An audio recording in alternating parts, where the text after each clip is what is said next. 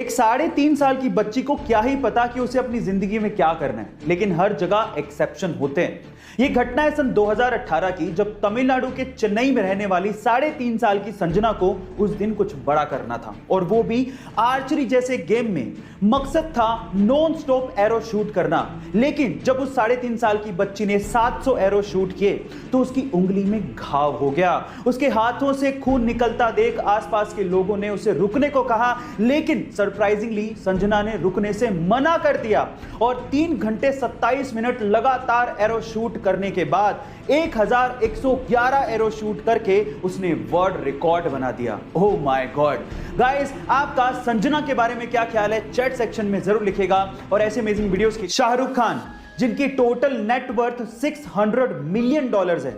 क्या आपको पता है कि शाहरुख खान की पहली कमाई कितनी थी और उन्होंने उस कमाई का क्या किया?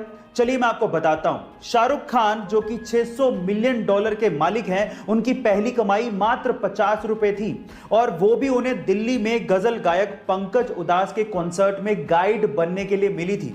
और क्या आप जानते हैं कि उन्होंने उस कमाई का क्या किया? वो आगरा गए और ताजमहल देखा।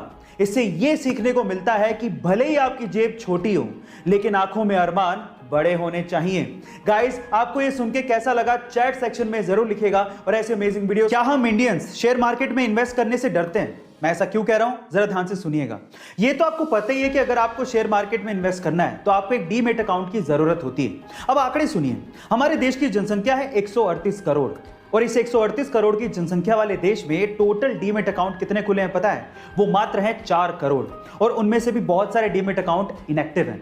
यानी कि हम भारतीय शेयर मार्केट में रिस्क उठाने से डरते हैं, लेकिन रिस्क है तो इश्क है। मैं आपको एग्जांपल देता हूं। राकेश झुनझुनवाला, जिन्हें हम इंडिया के वॉरेन बफेट भी कहते हैं, उन्होंने सन 1985 में मात्र 5,000 रुपए से शेयर मार्केट में इन्वेस्टमेंट शुरू की थी, और आज उनकी टोटल नेटवर्थ 14,000 करोड़ रुपए है। गाइस, अगर आप भी इन्वेस्ट करना चाहते हैं तो डीमैट अकाउंट का लिंक डिस्क्रिप्शन बॉक्स में गिवन है। ऐसे में अपनी आसपास की समस्याओं को सुलझाने में और नए नए इनोवेशंस करने में भारतीय युवा किसी से कम नहीं है, और कुछ ऐसा ही कर दिखाया चेन्नई के अरुण प्रभु ने। गाइस, अरुण प्रभु ने अपने एक ऑटो यानी कि 3 व्हीलर को एक आलीशान घर में तब्दील कर दिया, जिसमें जरूरत की सारी सुविधाएं मौजूद हैं।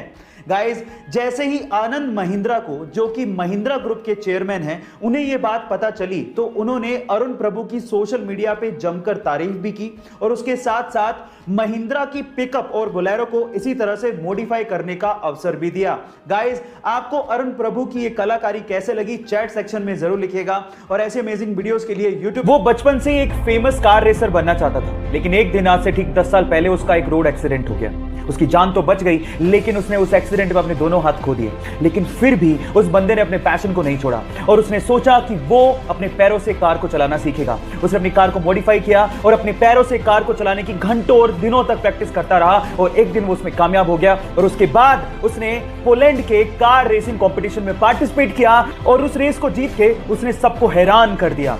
उस बंदे का नाम है बार्टोस ओस्टालेविस्की। गाइस, उसके कभी ना हार मानने के जज्बे को मैं सलाम करता हूं।